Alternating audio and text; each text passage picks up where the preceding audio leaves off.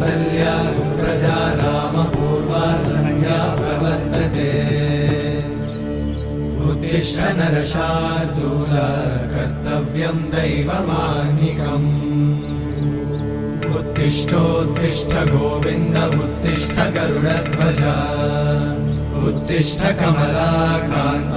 त्रैलोक्यं मङ्गलं कुरु उत्तिष्ठोत्तिष्ठ गोविन्द उत्तिष्ठ गरुडध्वज उत्तिष्ठ कमलाकान्त त्रैलोक्यं मङ्गलं कुरु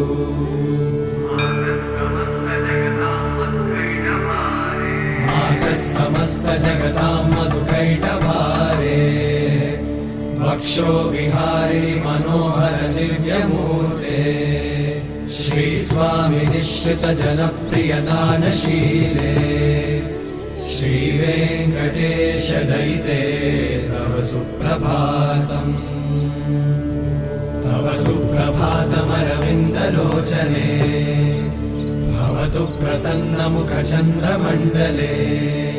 विधिशङ्करेन्द्रवनिताभिरर्चिते वृषशैलनाथ दयिते दयानिधे अत्यादि सप्त ऋषयः समुपास्य सन्ध्या